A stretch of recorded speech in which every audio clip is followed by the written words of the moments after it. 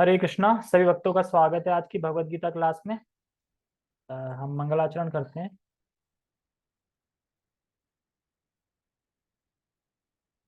ओम अज्ञानतिमिरान्धस्य ज्ञानञ्जनशलाकया चक्षुरुन्मीलितं येन तस्मै श्रीगुरुवे नमः।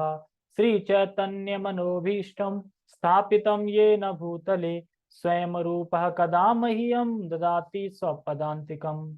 वन्देऽहं श्रीगुरो श्रीयुतापदकमलं श्रीगुरून् वैष्णवांश श्रीरूपं साग्रजातं सहगण रघुनाथं वितं तं सजीवम् साधुवेतं सावधूतं परिजन सहितं कृष्ण चैतन्य देवं श्री राधा कृष्ण पादान सहगण ललिता श्री विशाखान्विशांच।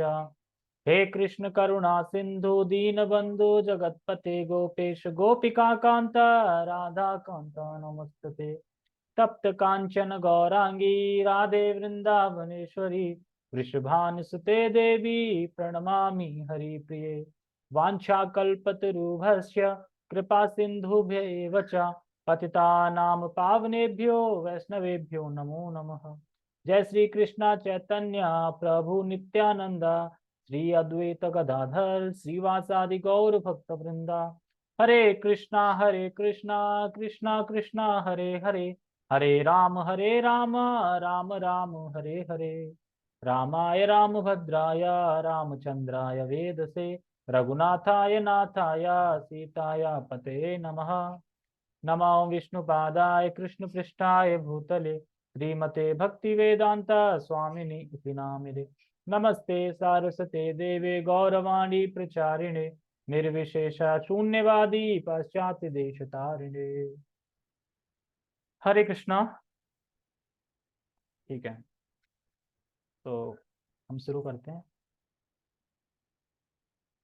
कथा शुरू करने से पहले मैं बताना चाह रहा था कि कोई सोच रहा हो कि क्लास बहुत लेट हो रही है, इतना लेट क्यों, अब तो सोने का टाइम है।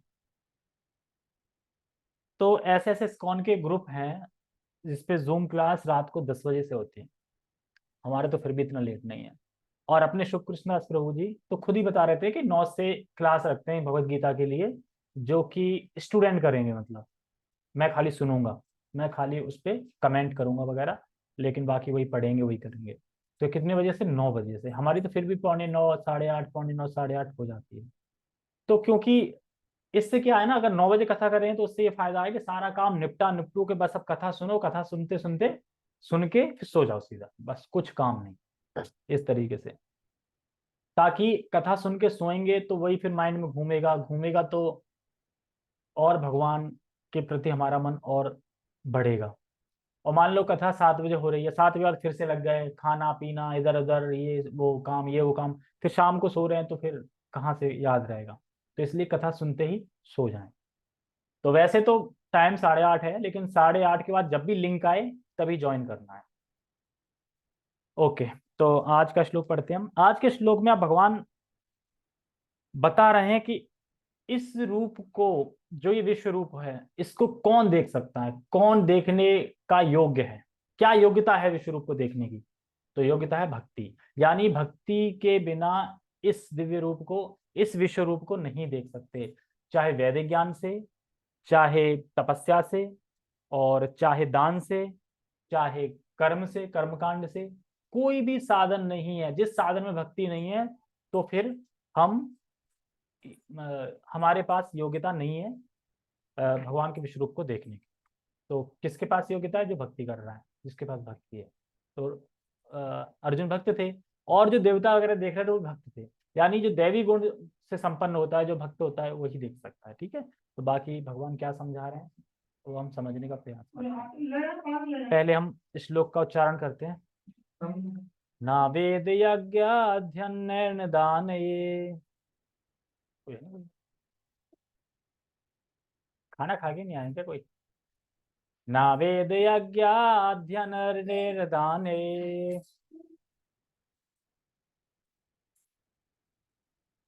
न वेद न वेद यज्ञाध्यन यज्ञ दाने न च क्रियाभिर्तपोभिरुग्रहे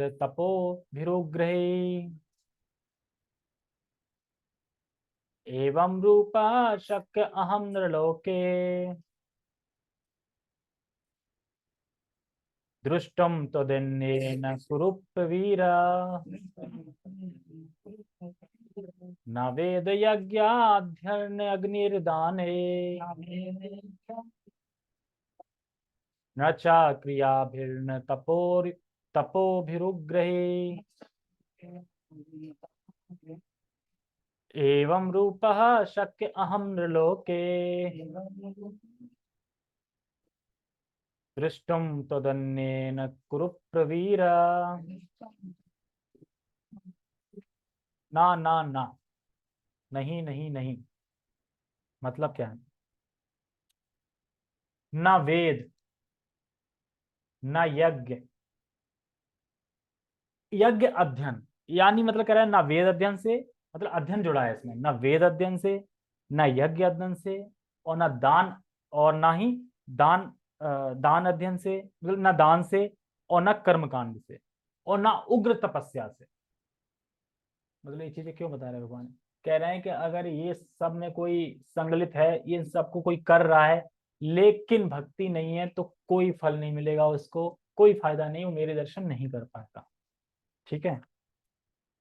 अब इसमें देखो, वेदों में कर्मकांड भी है, लेकिन अगर कोई वेदों का वो हिस्सा पढ़ता है जो भक्ति का गुणगान करते हैं, तो वो भक्ति मानी जाएगी। लेकिन अगर कोई वेद कर्मकांड के हिसाब से पढ़ रहा है कि ये करूंगा तो ये मिल जाएगा, ये करूंगा तो ये मिल जाएगा, तो फिर उसे भगवान की भक्ति अगर नहीं है, उसमें मिश्रित नहीं है, तो फिर भगवान के विश्व रूप को नहीं देख सकता। भगवान यहाँ पे योग्यता बता रहे हैं कि विश्व रूप को कौन देख सकता है मेरे अंदर।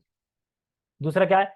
न यज्ञ के अध्ययन से, यज्ञ के या अध्ययन से मतलब यहाँ बता रहे हैं कि जैसे कि कोई गुणा भाग करता है ना, अगर मैं ये वाला यज्ञ कर लूंगा तो ऐसा हो जाएगा, कि वो वाला यज्ञ करूँ तो सही है, तो अध्ययन कर रहा है ना, उस पर पढ़ रहा है, अध्ययन कर रहा है, तो ना अध्ययन से, और ना दान से।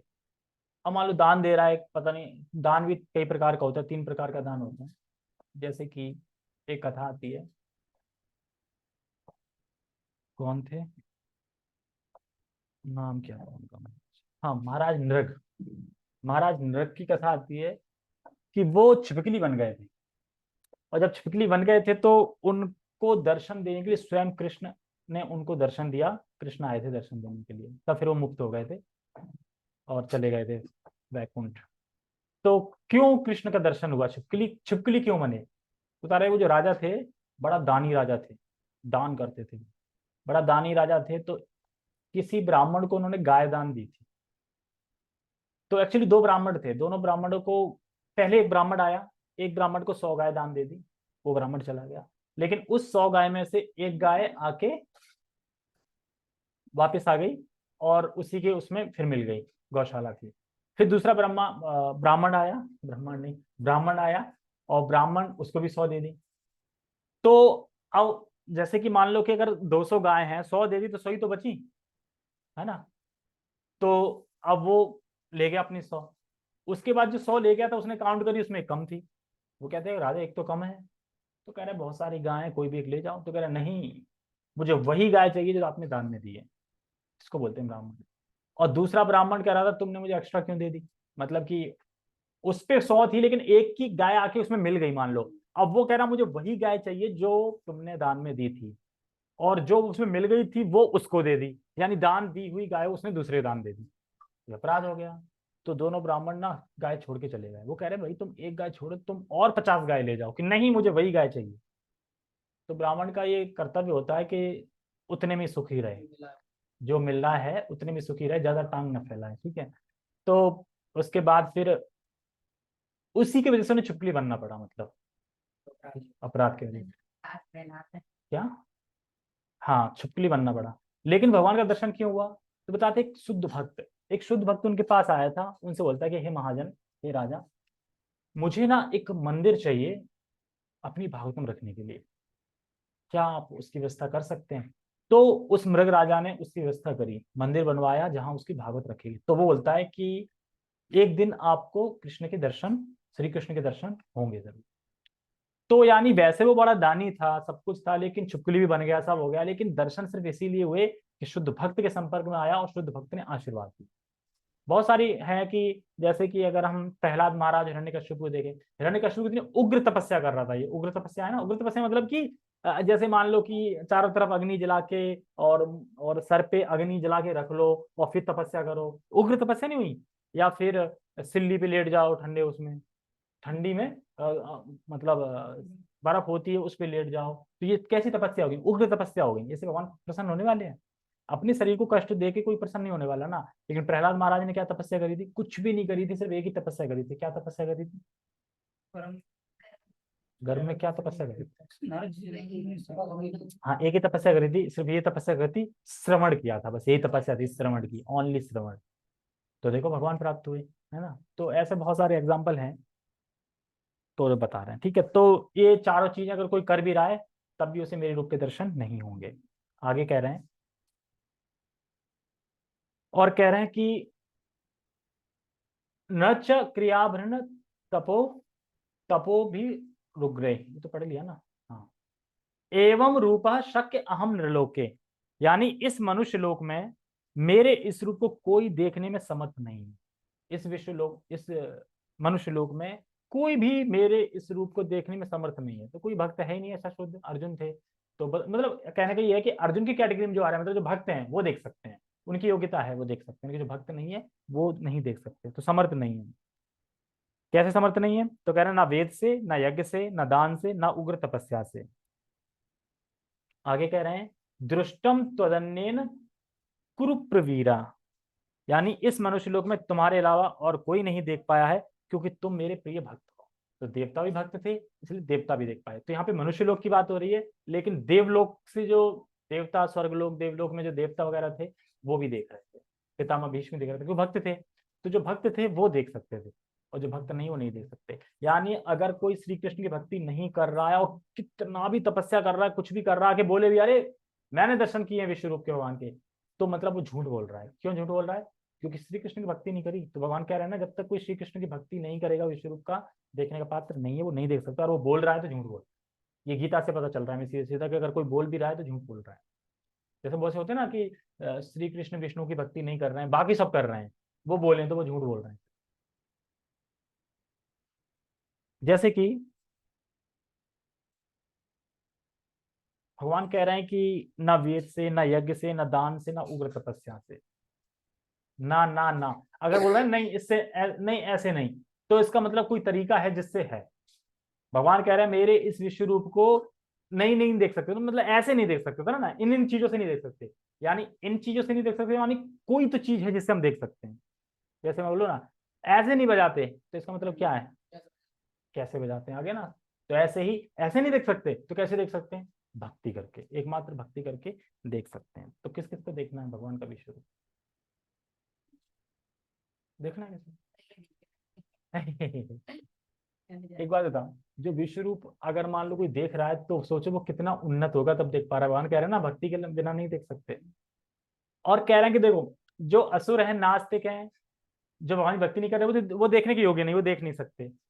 और जो देखने के योग्य है वो देखना नहीं चाहते। यानी अर्जुन तो देखना नहीं चाहते, वो तो दिव्य रूप देखना चाहते हैं भगवान का, विश्व रूप नहीं देखना चाहते। तो ये देखो कितना इंटरेस्टेड बात है।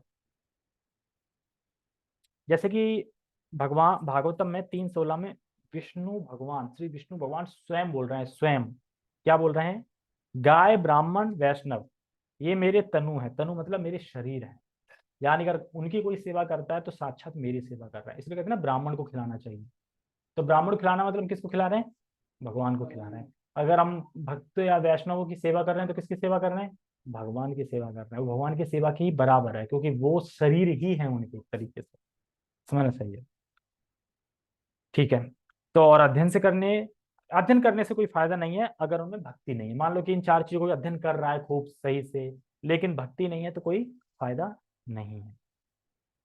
टेक्स्ट पढ़ें, पूरा हो जाएगा, वैसे तो हो जाना चाहिए। हे कुरुश्रेष्ठ, हे कुरुश्रेष्ठ, तुमसे पूर्व मेरे इस विश्व रूप को किसी ने नहीं देखा, क्योंकि मैं ना तो वेदाध्ययन के द्वारा, ना यज्ञ दान पुण्य या कठिन तपस्या के द्वारा इस रूप में, इस संसार में देखा जा सकता।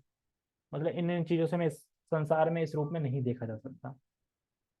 अगर हम जैसे बाहरी रूप से देखें, जैसे मैंने बताया प्रहलाद महाराज का, हिरण्यकश्यप का, तो क्या चीज मेन थी इसमें? भक्ति।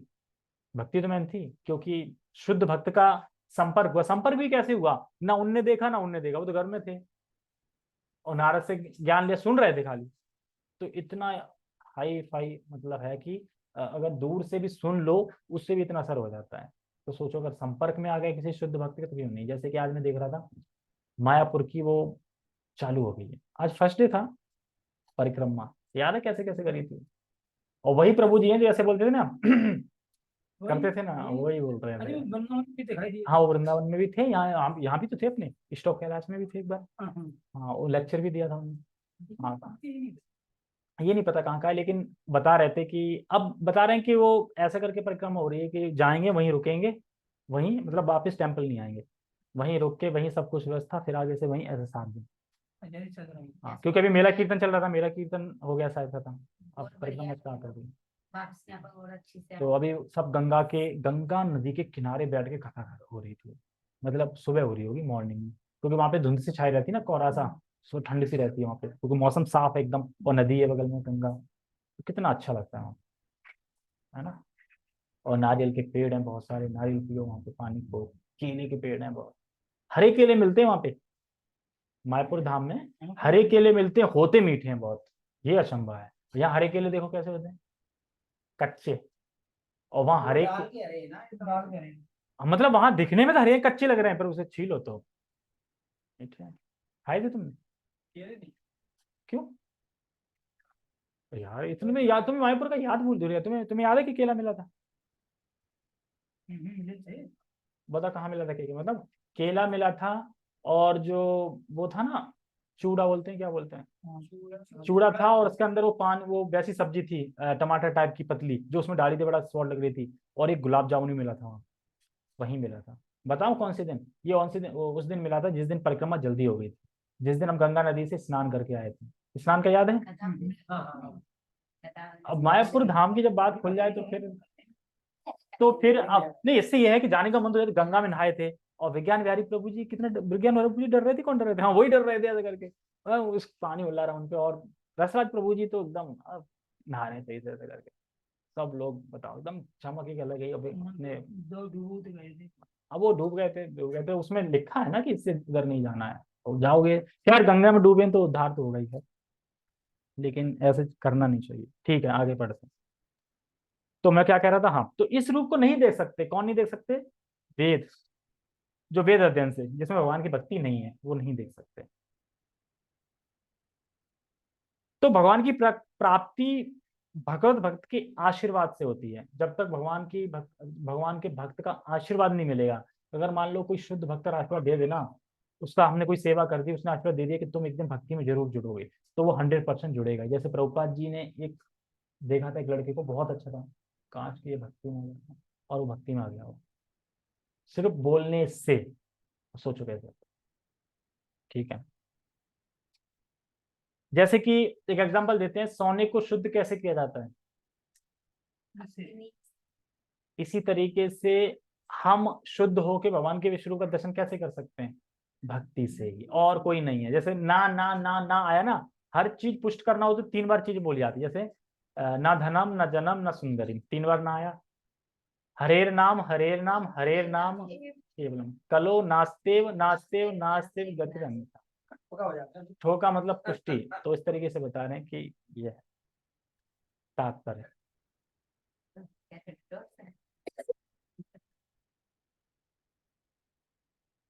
इस प्रसंग में दिव्य दृष्टि को भली भांति समझ लेना चाहिए, दिव्य दृष्टि को समझ लेना चाहिए। क्या? तो यह दिव्य दृष्टि किसके पास हो सकती है? दिव्य का अर्थ है दैवी। जब तक कोई देवता के रूप में दिव्यता प्राप्त नहीं कर लेता, तब तक उसे दिव्य दृष्टि प्राप्त नहीं हो सकती। देव मतलब दैवी गुण, दैवी गुण मतलब भक्त।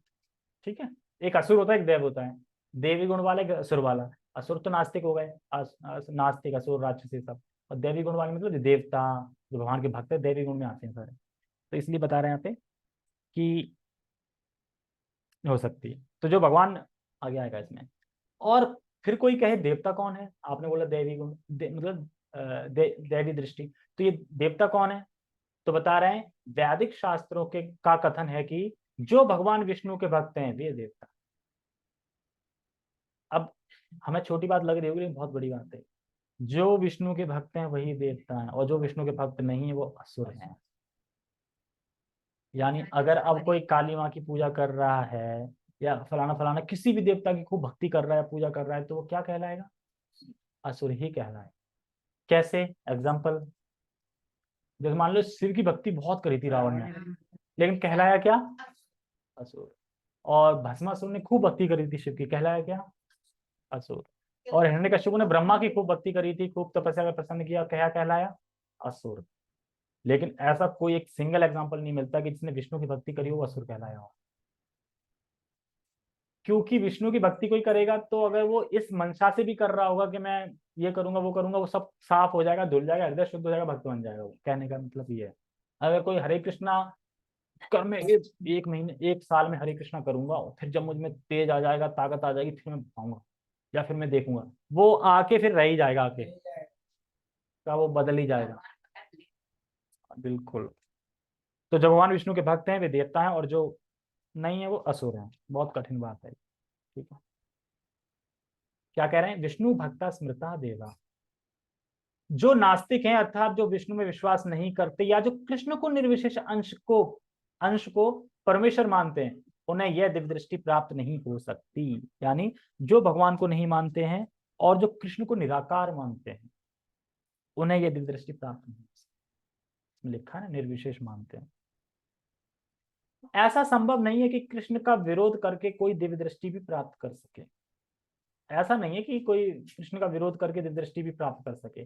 दिव्य बने बिना दिव्य दृष्टि प्राप्त नहीं की जा सकती। यानी जब तक भक्ति नहीं करेंगे तब तक हमें दिव्य दृष्टि प्राप्त नहीं की जा सकती। की जा सकती का मतलब है ये दिव्य बनेंगे कैसे? ये दिव्य हम कैसे बनेंगे?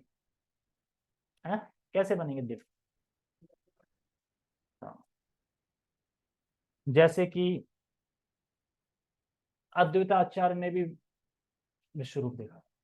किसने दिखाया था? नहीं, श्री कृष्ण ने दिखाया। किसने दिखाया था? अद्वैताचार्य को विश्व रूप किसने दिखाया? नहीं दिखाया था ना। अद्वैताचार्य कौन है ये बताओ? चैतन्य महाप्रभु। अद्वैताचार्य है कौन? नहीं दिखाया। अभी तो उनका आविर्भाव दिवस निकला निकला है, हमने कुछ उनके बोला भी था। अद्वैताचार्य का आया, फिर नित्यानंद का आया, अब चैतन्य महाप्रभु का आएगा। तो अद्वैताचार्य है कौन?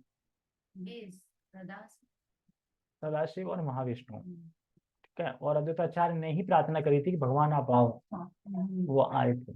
ठीक है, हाँ, नाड़ा नाड़ा बोल। ठीक है, आगे बढ़ते हैं। दूसरे शब्दों में जिन्हें दिव्य दृष्टि प्राप्त है वे भी अर्जुन के ही तरह विश्वरूप देख सकते हैं। ठीक है, तो क्लियर है।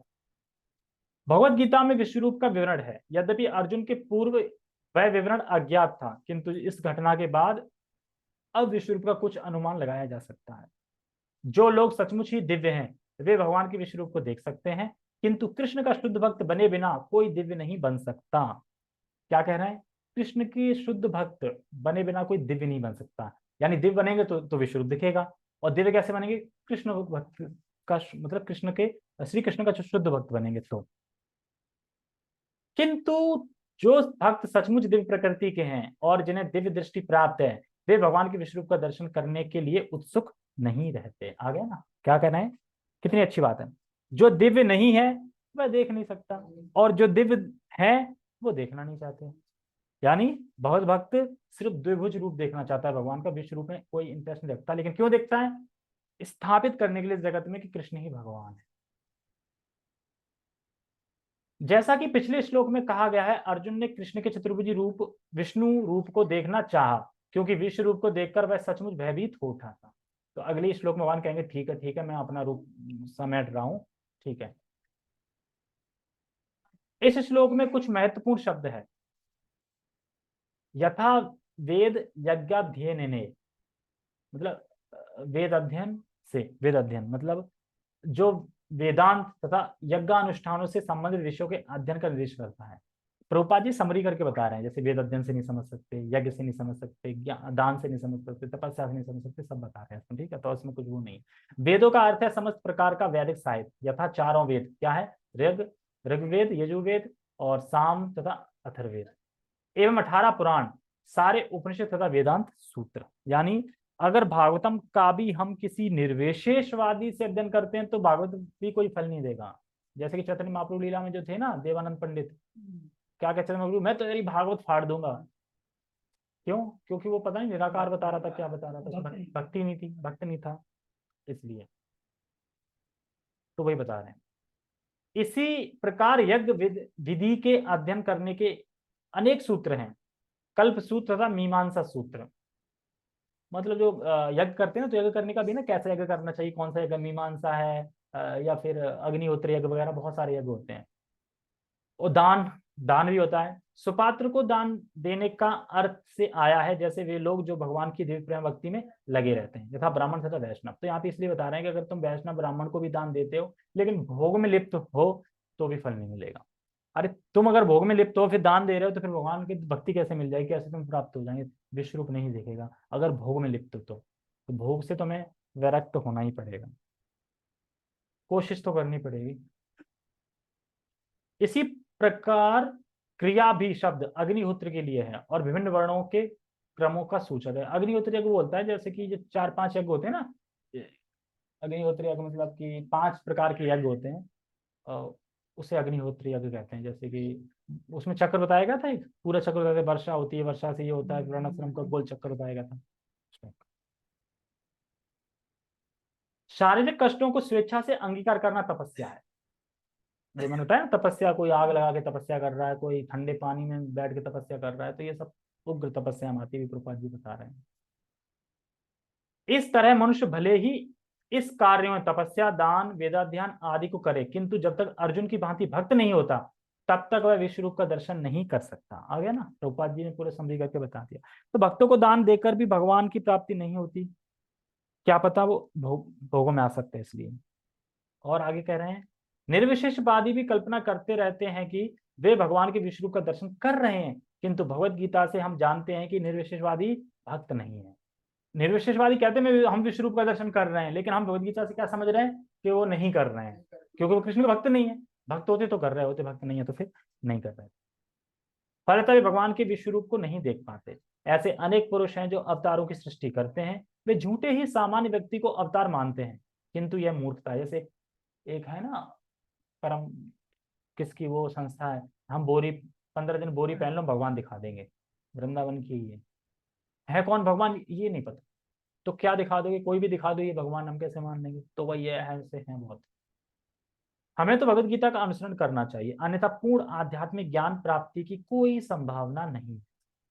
यद्यपि भगवत गीता को भगवत तत्व का प्राथमिक अध्ययन माना जाता है, तो भी यह इतना पूर्ण है कि कौन क्या है इसका अंतर बताया जा सकता है। अगर हम भगवत गीता को सही से समझ ले तो अंतर नहीं पता चल जाएगा कौन क्या है कौन क्या नहीं है, सारा स्पष्ट पता चल रहा है।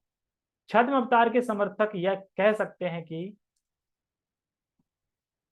हैं कि उन्होंने भी ईश्वर के दिव्य अवतार विश्व रूप को देखा है, किंतु यह स्वीकार्य नहीं, क्योंकि यहाँ पर स्पष्ट उल्लेख हुआ है कि कृष्ण का भक्त बने बिना ईश्वर के विश्व रूप को नहीं देखा जा सकता। यानी कृष्ण का भक्त बने बिना, यानी कृष्ण की भक्ति के बिना हम नहीं समझते, यानी कृष्ण की भक्ति ही करनी है तो ही पार पा सकते हैं, तो ही हम देख पा सकते हैं। अतः पहले कृष्ण का शुद्ध भक्त बनना होता है, तभी कोई दावा कर सकता है कि विश्व रूप का दर्शन कर सकता है, जिसे उसने देखा है। जिसे उसने देखा है मतलब, यानी कृष्ण ही विश्व रूप दिखा सकते हैं। क्या मतलब? ये कृष्ण ही विश्व रूप दिखा सकते हैं और कोई नहीं दिखा सकता। कृष्ण का भक्त कभी भी छद्म अवतारों को या इनके अनुयायियों को मान्यता नहीं देता। कृष्ण भक्त किसको मान्यता नहीं देता? देखो, सम्मान देने का अर्थ ये नहीं है कि हम आंख बंद करके मूर्ख बन जाएं। वह लोग जो मूर्ख हैं, भगवान को नहीं जानते हैं, इस कारण हम उनसे द्वेष नहीं करना है, लेकिन उनकी मूर्खता का समर्थन भी नहीं करना है। समझ गए? मतलब उनका संग नहीं करना है। ऐसा नहीं द्वेष कर रहे हैं अब, लेकिन ऐसा भी नहीं है कि हम उनका समर्थन कर रहे हैं, सम्मान कर रहे हैं, ये सब भी नहीं करना और द्वेष भी नहीं करना है। ठीक है, ओके, ये तो बहुत जल्दी खत्म हो गया, बड़ा था। एक और था जैसे बताएगी कि बताई थी कि दान कर रहे हैं, हाँ, जो भोगों में लिप्त हैं, हम्म, तो मतलब तो प्रसादी क्या थे दान करने से? अबे तो सभी भोगों में लिप्त है, ये इबादत भी कोई तो क्या तुम भोगों में लिपटा थे? जानबूझ के लिपटा? नहीं, जानबूझ के कचौड़ी खा रही हो गए बाहर बिना चढ़ी? बताओ, खा रही हो, खा रही हो नहीं तो हमें नहीं, हमें बिहार से जब जाते थे, जब जैसे कहीं सब्जी ले जा रहे हैं, भूखे कभी लगी जैसे, तो कचौड़ी मिलती है, फल फ्रूट नहीं मिलते? नहीं कचौड़ी जरूर नहीं, कचौड़ी नहीं खा रहे हैं, कचौड़ी नहीं खा रहे थे, मतलब कभी कभार ऐसा हाँ तो होता है इच्छा से तो नहीं खा रहे हैं, वो तो मजबूरी में खा रहे हैं ना। भोगों का मतलब ये है कि एक तरफ दान भी चल रहा है और बाकी भोग जैसे कि डिट्टोल वो भोग ही जैसे है ना, बन के रह रहे हैं वैसे करके। यही एक एग्जांपल समझ में आ रहा है। हम्म? तभी वो हो गए। नहीं, एक देखो, एक मजबूरी एक अलग चीज होती है, मजबूरी में भगवान, हाँ, मजबूरी में बहुत वो सारी चीजें हैं। ठीक है, 1 मिनट, स्टार्ट कर देते एकदम बोलना। तो मुझे किसी के जगत गुरु शील प्रभुपाद की जय, श्रीमद् भगवद गीता की जय, निताई गौर प्रेमानंदे।